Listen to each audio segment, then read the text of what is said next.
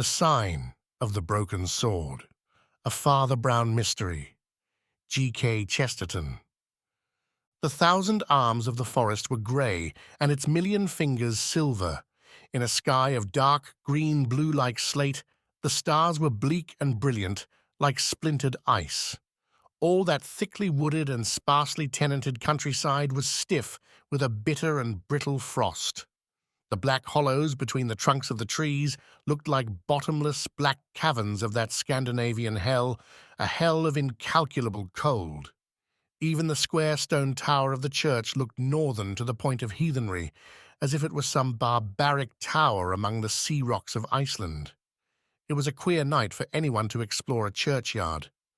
But on the other hand, perhaps it was worth exploring. It rose abruptly out of the ashen wastes of forest in a sort of hump or shoulder of green turf that looked grey in the starlight. Most of the graves were on a slant, and the path leading up to the church was as steep as a staircase. On the top of the hill, in the one flat and prominent place, was the monument for which the place was famous. It contrasted strangely with the featureless graves all round, for it was the work of one of the greatest sculptors of modern Europe. And yet his fame was at once forgotten in the fame of the man whose image he had made. It showed, by touches of the small silver pencil of starlight, the massive metal figure of a soldier recumbent, the strong hands sealed in an everlasting worship, the great head pillowed upon a gun. The venerable face was bearded, or rather whiskered, in the old, heavy Colonel Newcombe fashion. The uniform, though suggested with the few strokes of simplicity, was that of modern war. By his right side lay a sword, of which the tip was broken off. On the left side lay a Bible. On glowing summer afternoons, wagonettes came full of Americans and cultured suburbans to see the sepulchre. But even then they felt the vast forest land, with its one dumpy dome of churchyard and church, as a place oddly dumb and neglected. In this freezing darkness of midwinter, one would think he might be left alone with the stars. Nevertheless, in the stillness of those stiff woods, a wooden gate creaked, and two dim figures dressed in black climbed up the little path to the tomb. So faint was that frigid starlight that nothing could have been traced about them except that while they both wore black, one man was enormously big, and the other, perhaps by contrast, almost startlingly small. They went up to the great graven tomb of the historic warrior and stood for a few minutes staring at it. There was no human, perhaps no living, thing for a wide circle, and a morbid fancy might well have wondered if they were human themselves. In any case, the beginning of their conversation might have seemed strange. After the first silence, the small man said to the other, "Where does a wise man hide a pebble?" And the tall man answered in a low voice, "On the beach." The small man nodded, and after a short silence said, "Where does a wise man hide a leaf?" And the other answered, "In the forest." There was another stillness, and then the tall man resumed, "Do you mean that when a wise man has to hide a real diamond, he has been known to hide it among sham ones?" "No, no," said the little man with a laugh. "We will let bygones be bygones." He stamped his cold feet for a second or two and then said, "I'm not thinking of that at all, but of something else. Something rather peculiar. Just strike a match, will you?" The big man fumbled in his pocket, and soon a scratch and a flare painted gold the whole flat side of the monument. On it was cut in black letters the well-known words which so many Americans had reverently read: "Sacred to the memory of General Sir Arthur St. Clair, hero and martyr, who always vanquished his enemies and always spared them, and was treacherously slain by them at last. May God, in whom he trusted, both reward and revenge him." The match burnt the big man's fingers, blackened and dropped. He was about to strike another, but his small companion stopped him. "That's all right, Flambeau, old man. I saw what I wanted. Or rather, I didn't see what I didn't want. And now we must walk 1.5 miles along the road to the next inn, and I will try to tell you all about it. For heaven knows, a man should have a fire and ale when he dares tell such a story. They descended the precipitous path. They relatched the rusty gate and set off at a stamping, ringing walk down the frozen forest road. They had gone a full 1/4 mile before the smaller man spoke again. He said, "Yes, the wise man hides a pebble on the beach. But what does he do if there is no beach? Do you know anything of that great St. Clair trouble?" "I know nothing about English generals, Father Brown," answered the large man, laughing, "though a little about English policemen. I only know that you have dragged me a precious long dance to all the shrines of this fellow, whoever he is. One would think he got buried in 6 different places. I've seen a memorial to General St. Clair in Westminster Abbey. I've seen a ramping equestrian statue of General St. Clair on the embankment. I've seen a medallion of St. Clair in the street he was born in, and another in the street he lived in. And now you drag me after dark to his coffin in the village churchyard. I'm beginning to be a bit tired of his magnificent personality, especially as I don't in the least know who he was. What are you hunting for in all these crypts and effigies?" "I am only looking for one word," said Father Brown, "a word that isn't there." "Well," asked Flambeau, "are you going to tell me anything about it?" "I must divide it into 2 parts," remarked the priest. "First, there is what everybody knows, and then there is what I know. Now, what everybody knows is short and plain enough. It is also entirely wrong." "Right you are," said the big man called Flambeau cheerfully. "Let's begin at the wrong end. Let's begin with what everybody knows, which isn't true."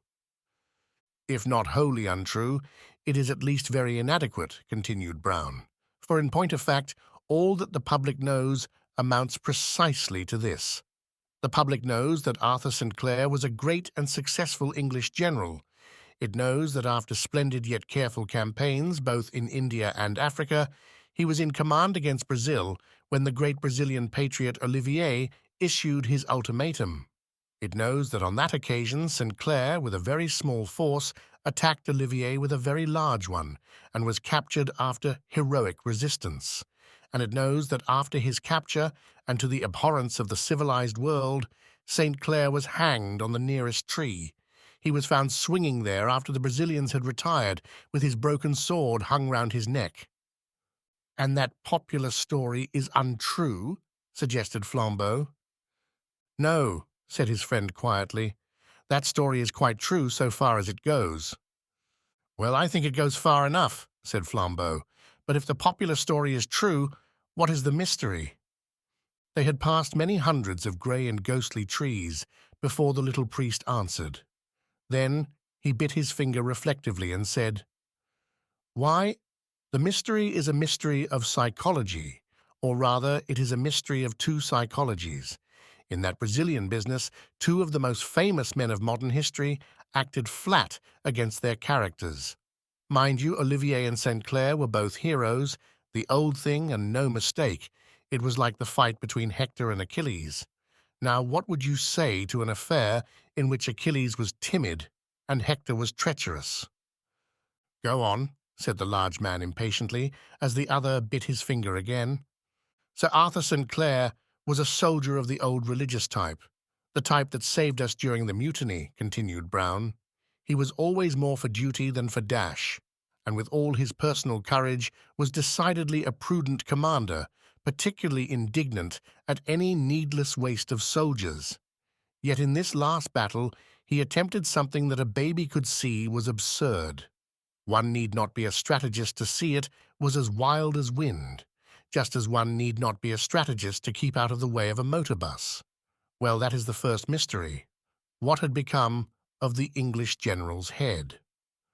The second riddle is, what had become of the Brazilian general's heart? President Olivier might be called a visionary or a nuisance, but even his enemies admitted that he was magnanimous to the point of knight-errantry. Almost every other prisoner he had ever captured had been set free, or even loaded with benefits. Men who had really wronged him came away touched by his simplicity and sweetness. Why the deuce should he diabolically revenge himself only once in his life, and that for the one particular blow that could not have hurt him? Well, there you have it. One of the wisest men in the world acted like an idiot for no reason. One of the best men in the world acted like a fiend for no reason. That's the long and the short of it, and I leave it to you, my boy. No, you don't, said the other with a snort. I leave it to you, and you jolly well tell me all about it. Well, resumed Father Brown, it's not fair to say that the public impression is just what I've said, without adding that two things have happened since. I can't say they threw a new light, for nobody can make sense of them. But they threw a new kind of darkness. They threw the darkness in new directions. The first was this. The family physician of the St. Clairs quarrelled with that family and began publishing a violent series of articles in which he said that the late general was a religious maniac. But as far as the tale went, this seemed to mean little more than a religious man. Anyhow, the story fizzled out. Everyone knew, of course, that St. Clair had some of the eccentricities of Puritan piety. The second incident was much more arresting. In the luckless and unsupported regiment which made that rash attempt at the Black River, there was a certain Captain Keith, who was at that time engaged to St. Clair's daughter, and who afterwards married her. He was one of those who were captured by Olivier, and, like all the rest except the general, appears to have been bounteously treated and promptly set free. Some 20 years afterwards, this man, then Lieutenant Colonel Keith, published a sort of autobiography called A British Officer in Burma and Brazil.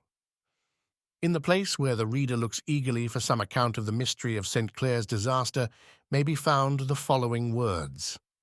Everywhere else in this book, I have narrated things exactly as they occurred, holding as I do the old-fashioned opinion that the glory of England is old enough to take care of itself. The exception I shall make is in this matter of the defeat by the Black River, and my reasons, though private, are honourable and compelling. I will, however, add this injustice to the memories of two distinguished men. General St. Clair has been accused of incapacity on this occasion. I can at least testify that this action, properly understood, was one of the most brilliant and sagacious of his life. President Olivier, by similar report, is charged with savage injustice. I think it due to the honour of an enemy to say that he acted on this occasion with even more than his characteristic good feeling. To put the matter popularly, I can assure my countrymen that St. Clair was by no means such a fool, nor Olivier such a brute as he looked. This is all I have to say, nor shall any earthly consideration induce me to add a word to it. A large frozen moon, like a lustrous snowball, began to show through the tangle of twigs in front of them, and by its light the narrator had been able to refresh his memory of Captain Keith's text from a scrap of printed paper. As he folded it up and put it back in his pocket, Flambeau threw up his hand with a French gesture. Wait a bit, he cried excitedly. I believe I can guess it at the first go. He strode on, breathing hard, his black head and bull neck forward like a man winning a walking race. The little priest, amused and interested, had some trouble in trotting beside him. Just before them, the trees fell back a little to left and right, and the road swept downwards across a clear, moonlit valley till it dived again like a rabbit into the wall of another wood. The entrance to the farther forest looked small and round, like the black hole of a remote railway tunnel, but it was within some 100 yards, and gaped like a cavern before Flambeau spoke again. "I've got it," he cried at last, slapping his thigh with his great hand. 4 minutes thinking, and I can tell your whole story myself. All right, assented his friend. You tell it. Flambeau lifted his head but lowered his voice. General Sir Arthur St. Clair, he said, came of a family in which madness was hereditary, and his whole aim was to keep this from his daughter, and even, if possible, from his future son-in-law. Rightly or wrongly, he thought the final collapse was close and resolved on suicide. Yet ordinary suicide would blazon the very idea he dreaded. As the campaign approached, the clouds came thicker on his brain, and at last, in a mad moment, he sacrificed his public duty to his private. He rushed rashly into battle, hoping to fall by the first shot. When he found that he had only attained capture and discredit, the sealed bomb in his brain burst, and he broke his own sword and hanged himself. He stared firmly at the grey facade of forest in front of him, with the one black gap in it, like the mouth of the grave, into which their path plunged. Perhaps something menacing in the road, thus suddenly swallowed, reinforced his vivid vision of the tragedy, for he shuddered. "A horrid story," he said. "A horrid story," repeated the priest with bent head, "but not the real story." And then he threw back his head with a sort of despair and cried, "Oh, I wish it had been." The tall Flambeau faced round and stared at him. "Yours is a clean story," cried Father Brown, deeply moved. "A sweet, pure, honest story, as open and white as that moon. Madness and despair are innocent enough. There are worse things, Flambeau." Flambeau looked up wildly at the moon thus invoked, and from where he stood, one black tree bough curved across it exactly like a devil's horn. "Father! Father!" cried Flambeau with the French gesture, and stepping yet more rapidly forward. "Do you mean it was worse than that?" "Worse than that," said Paul like a grave echo. And they plunged into the black cloister of the woodland, which ran by them in a dim tapestry of trunks, like one of the dark corridors in a dream. They were soon in the most secret entrails of the wood, and felt close about them foliage that they could not see, when the priest said again, "Where does a wise man hide a leaf? In the forest. But what does he do if there is no forest?" "Well, well," cried Flambeau irritably, "what does he do?" "He grows a forest to hide it in," said the priest in an obscure voice. "A fearful sin." "Look here," cried his friend impatiently, for the dark wood and the dark saying got a little on his nerves. "Will you tell me this story or not? What other evidence is there to go on?" "There are 3 more bits of evidence," said the other, "that I have dug up in holes and corners, and I will give them in logical rather than chronological order. First of all, of course, our authority for the issue and event of the battle is in Olivier's own dispatches, which are lucid enough. He was entrenched with 2 or 3 regiments on the heights that swept down to the Black River, on the other side of which was lower and more marshy ground. Beyond this again was gently rising country, on which was the first English outpost, supported by others which lay, however, considerably in its rear. The British forces as a whole were greatly superior in numbers, but this particular regiment was just far enough from its base to make Olivier consider the project of crossing the river to cut it off. By sunset, however, he had decided to retain his own position, which was a specially strong one. At daybreak next morning, he was thunderstruck to see that this stray handful of English, entirely unsupported from their rear, had flung themselves across the river, half by a bridge to the right, and the other half by a ford higher up, and were massed upon the marshy bank below him. That they should attempt an attack with such numbers against such a position was incredible enough, but Olivier noticed something yet more extraordinary, for instead of attempting to seize more solid ground, this mad regiment, having put the river in its rear by one wild charge, did nothing more but stuck there in the mire like flies in treacle. Needless to say, the Brazilians blew great gaps in them with artillery, which they could only return with spirited but lessening rifle fire. Yet they never broke, and Olivier's curt account ends with a strong tribute of admiration for the mystic valor of these imbeciles. Our line then advanced finally writes Olivier, and drove them into the river. We captured General St. Clair himself and several other officers.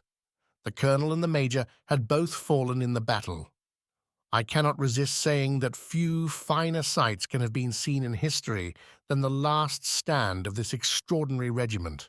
Wounded officers picking up the rifles of dead soldiers, and the general himself facing us on horseback, bareheaded and with a broken sword.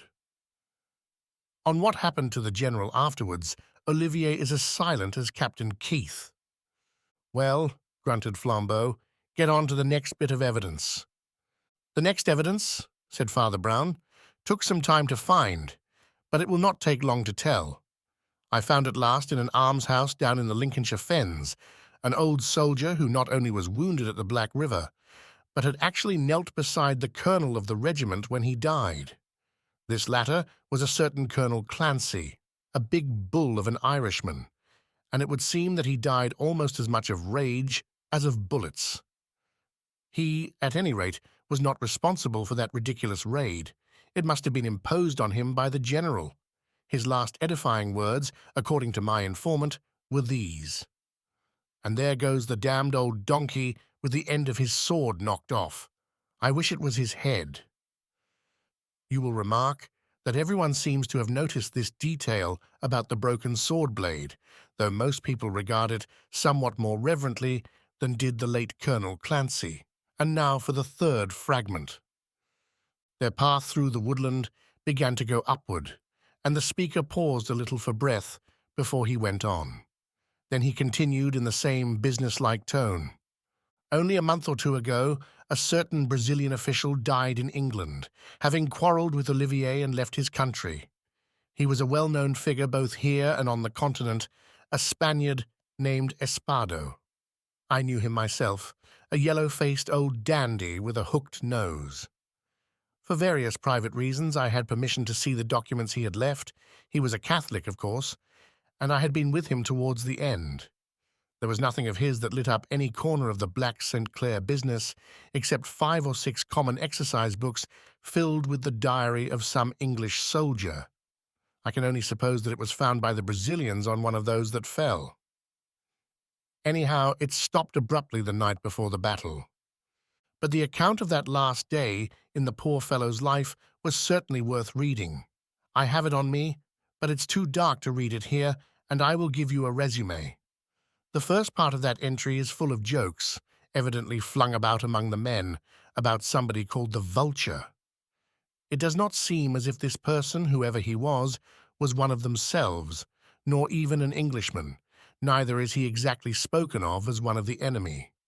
It sounds rather as if he were some local go-between and non-combatant, perhaps a guide or a journalist. He has been closeted with old Colonel Clancy, but is more often seen talking to the Major. Indeed, the Major is somewhat prominent in this soldier's narrative, a lean, dark-haired man, apparently, of the name of Murray, a North of Ireland man and a Puritan.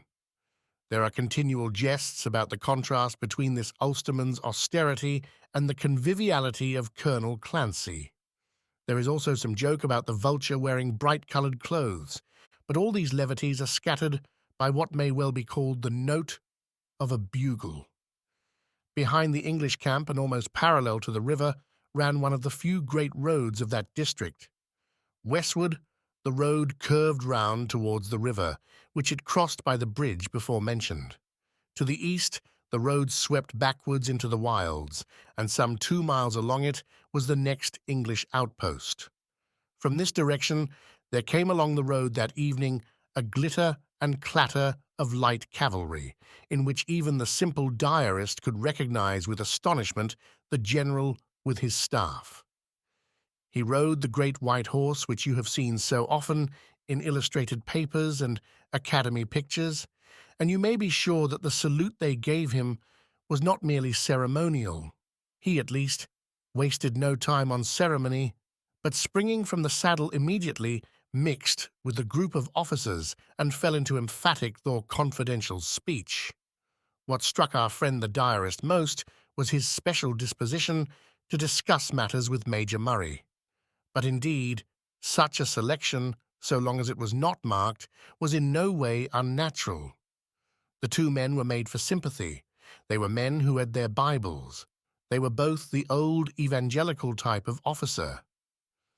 However this may be, it is certain that when the general mounted again, he was still talking earnestly to Murray, and that as he walked his horse slowly down the road towards the river, the tall Ulsterman still walked by his bridle rein in earnest debate. The soldiers watched the two until they vanished behind a clump of trees where the road turned towards the river. The colonel had gone back to his tent and the men to their pickets. The man with the diary lingered for another 4 minutes and saw a marvelous sight.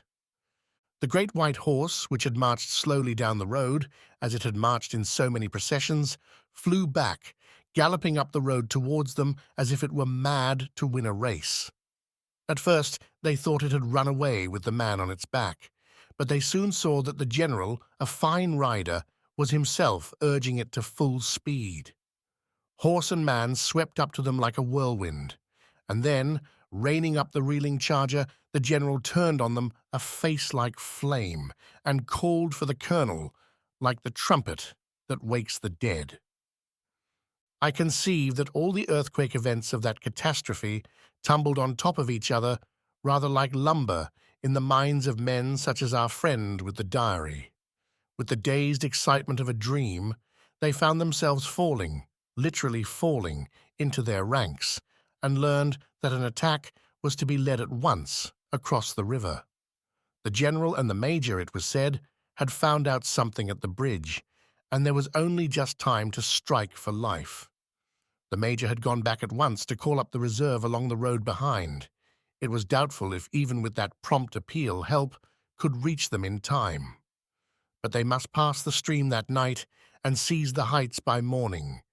It is with the very stir and throb of that romantic nocturnal march that the diary suddenly ends. Father Brown had mounted ahead, for the woodland path grew smaller, steeper, and more twisted, till they felt as if they were ascending a winding staircase. The priest's voice came from above, out of the darkness. There was one other little and enormous thing. When the general urged them to their chivalric charge, he half drew his sword from the scabbard, and then, as if ashamed of such melodrama, thrust it back again. The sword again, you see? A half-light broke through the network of boughs above them, flinging the ghost of a net about their feet, for they were mounting again to the faint luminosity of the naked night. Flambeau felt truth all round him as an atmosphere, but not as an idea. He answered with bewildered brain, "Well, what's the matter with the sword? Officers generally have swords, don't they?" "They are not often mentioned in modern war," said the other dispassionately, "but in this affair one falls over the blessed sword everywhere." "Well, what is there in that?" growled Flambeau. "It was a twopence-coloured sort of incident, the old man's blade breaking in his last battle. Anyone might bet the papers would get hold of it, as they have. On all these tombs and things it's shown broken at the point. I hope you haven't dragged me through this polar expedition merely because two men with an eye for a picture saw St. Clair's broken sword." "No," cried Father Brown with a sharp voice like a pistol shot, "but who saw his unbroken sword?" "What do you mean?" cried the other, and stood still under the stars. They had come abruptly out of the grey gates of the wood. "I say, who saw his unbroken sword?" repeated Father Brown obstinately. "Not the writer of the diary, anyhow. The general sheathed it in time." Flambeau looked about him in the moonlight, as a man struck blind might look in the sun, and his friend went on, for the first time with eagerness. "Flambeau," he cried, "I cannot prove it, even after hunting through the tombs, but I am sure of it. Let me add just one more tiny fact that tips the whole thing over. The colonel, by a strange chance, was one of the first struck by a bullet. He was struck long before the troops came to close quarters, but he saw St. Clair's sword broken. Why was it broken? How was it broken? My friend, It was broken before the battle. "Oh," said his friend, with a sort of forlorn jocularity, "and pray, where is the other piece?" "I can tell you," said the priest promptly, "in the northeast corner of the cemetery of the Protestant cathedral at Belfast." "Indeed?" inquired the other. "Have you looked for it?" "I couldn't," replied Brown, with frank regret. "There's a great marble monument on top of it, a monument to the heroic Major Murray, who fell fighting gloriously at the famous Battle of the Black River." Flambeau seemed suddenly galvanized into existence. "You mean," he cried hoarsely, "that General St. Clair hated Murray and murdered him on the field of battle because— "Oh, you are still full of good and pure thoughts," said the other. "It was worse than that." "Well," said the large man, "my stock of evil imagination is used up." The priest seemed really doubtful where to begin, and at last he said again, "Where would a wise man hide a leaf? In the forest." The other did not answer. If there were no forest, he would make a forest. And if he wished to hide a dead leaf, he would make a dead forest. There was still no reply, and the priest added still more mildly and quietly, "And if a man had to hide a dead body, he would make a field of dead bodies to hide it in." Flambeau began to stamp forward with an intolerance of delay in time or space, but Father Brown went on as if he were continuing the last sentence. "Sir Arthur St. Clair, as I have already said, was a man who read his Bible. That was what was the matter with him. When will people understand that it is useless for a man to read his Bible unless he also reads everybody else's Bible? A printer reads a Bible for misprints. A Mormon reads his Bible and finds polygamy. A Christian Scientist reads his and finds we have no arms and legs. St. Clair was an old Anglo-Indian Protestant soldier. Now just think what that might mean, and for heaven's sake don't cant about it. It might mean a man physically formidable living under a tropic sun in an Oriental society and soaking himself without sense or guidance in an Oriental book. Of course, he read the Old Testament rather than the New. Of course, he found in the Old Testament anything that he wanted: lust, tyranny, treason. Oh, I dare say he was honest, as you call it. But what is the good of a man being honest in his worship of dishonesty? In each of the hot and secret countries to which the man went, he kept a harem, he tortured witnesses, he amassed shameful gold. But certainly he would have said with steady eyes that he did it to the glory of the Lord. My own theology is sufficiently expressed by asking which Lord. Anyhow, there is this about such evil, that it opens door after door in hell, and always into smaller and smaller chambers. This is the real case against crime, that a man does not become wilder and wilder, but only meaner and meaner. St. Clair was soon suffocated by difficulties of bribery and blackmail, and needed more and more cash. And by the time of the Battle of the Black River, he had fallen from world to that place which Dante makes the lowest floor of the universe. "What do you mean?" asked his friend again. "I mean that," retorted the cleric, and suddenly pointed at a puddle sealed with ice that shone in the moon. "Do you remember whom Dante put in the last circle of ice?" "The traitors," said Flambeau, and shuddered. As he looked around at the inhuman landscape of trees, with taunting and almost obscene outlines, he could almost fancy he was Dante, and the priest with the rivulet of a voice was indeed a Virgil leading him through a land of eternal sins. The voice went on, "Olivier, as you know, was quixotic, and would not permit a secret service and spies. The thing, however, was done, like many other things, behind his back. It was managed by my old friend Espado. He was the bright-clad fop, whose hook nose got him called the Vulture. Posing as a sort of philanthropist at the front, he felt his way through the English army, and at last got his fingers on its one corrupt man, please God, and that man at the top. St. Clair was in foul need of money, and mountains of it. The discredited family doctor was threatening those extraordinary exposures that afterwards began and were broken off. Tales of monstrous and prehistoric things in Park Lane. Things done by an English evangelist that smelt like human sacrifice and hordes of slaves. Money was wanted too for his daughter's dowry, for to him the fame of wealth was as sweet as wealth itself. He snapped the last thread, whispered the word to Brazil, and wealth poured in from the enemies of England. But another man had talked to Espado the vulture as well as he. Somehow the dark, grim young major from Ulster had guessed the hideous truth, and when they walked slowly together down that road towards the bridge, Murray was telling the general that he must resign instantly or be court-martialed and shot. The general temporized with him till they came to the fringe of tropic trees by the bridge, and there, by the singing river and the sunlit palms, for I can see the picture, the general drew his sabre and plunged it through the body of the major. The wintry road curved over a ridge in cutting frost, with cruel black shapes of bush and thicket, but Flambeau fancied that he saw beyond it faintly the edge of an aureole that was not starlight and moonlight, but some fire such as is made by men. He watched it as the tale drew to its close. St. Clair was a hellhound, but he was a hound of breed. Never, I'll swear, was he so lucid and so strong as when poor Murray lay a cold lump at his feet. Never in all his triumphs, as Captain Keith said truly, was the great man so great as he was in this last world-despised defeat.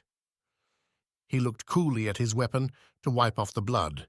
He saw the point he had planted between his victim's shoulders had broken off in the body.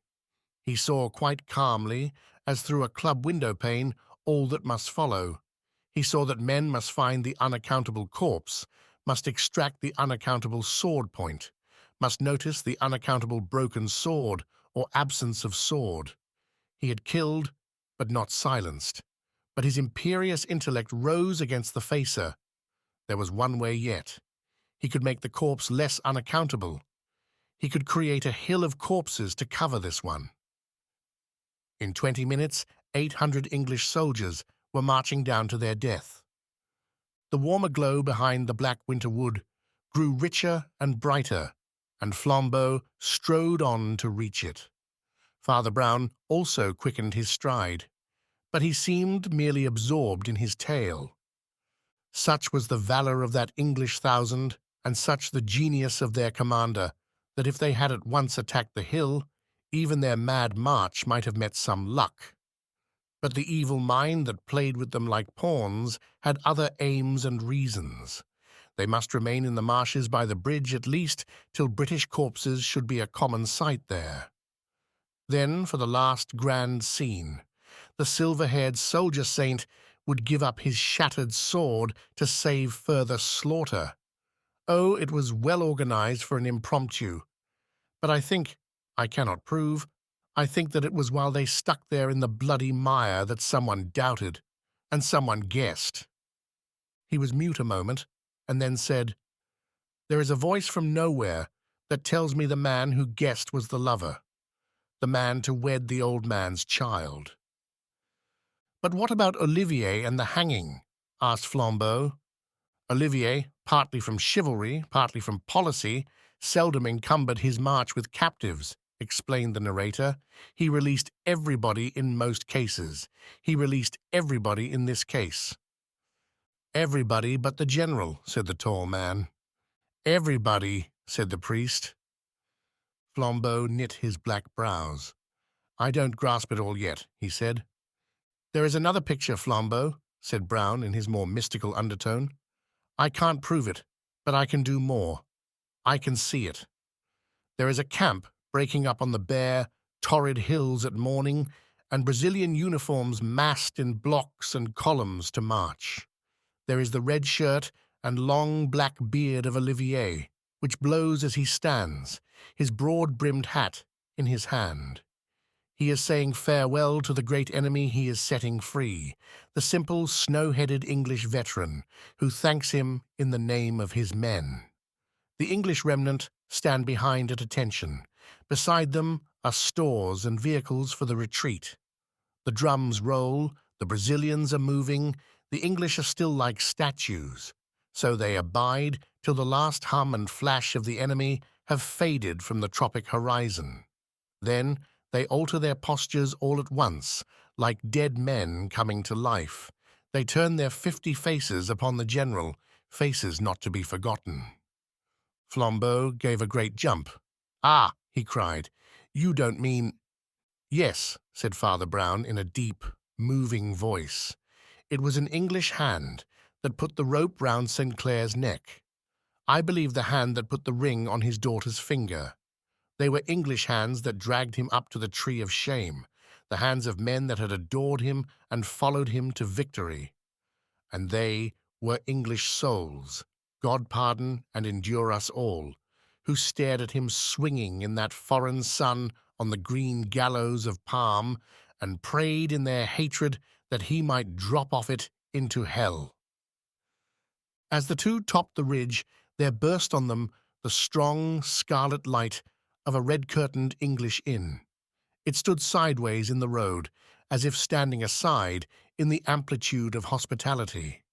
Its 3 doors stood open with invitation, and even where they stood, they could hear the hum and laughter of humanity happy for a night. "I need not tell you more," said Father Brown.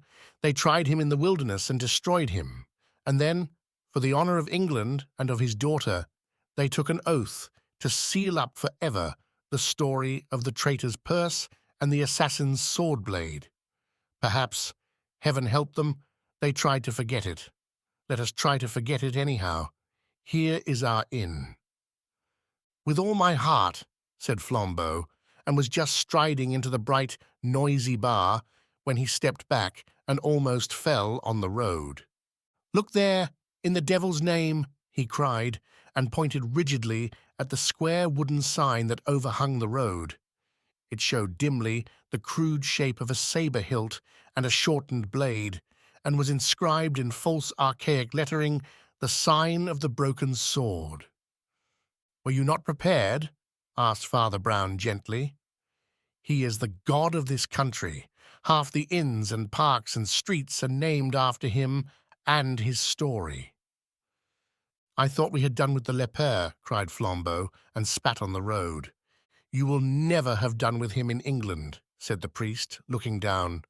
"While brass is strong and stone abides, his marble statues will erect the souls of proud, innocent boys for centuries. His village tomb will smell of loyalty as of lilies. Millions who never knew him shall love him like a father, this man whom the last few that knew him dealt with like dung. He shall be a saint, and the truth shall never be told of him because I have made up my mind at last. There is so much good and evil in breaking secrets that I put my conduct to a test. All these newspapers will perish. The anti-Brazil boom is already over. Olivier is already honored everywhere. But I told myself that if anywhere by name, in metal or marble that will endure like the pyramids, Colonel Clancy or Captain Keith or President Olivier or any innocent man was wrongly blamed, then I would speak. If it were only that St. Clair was wrongly praised, I would be silent. And I will. They plunged into the Red Curtain Tavern, which was not only cozy, but even luxurious inside. On a table stood a silver model of the tomb of St. Clair, the silver head bowed, the silver sword broken. On the walls were coloured photographs of the same scene, and of the system of wagonettes that took tourists to see it. They sat down on the comfortable padded benches. "Come, it's cold," cried Father Brown. "Let's have some wine or beer." "Or brandy," said Flambeau.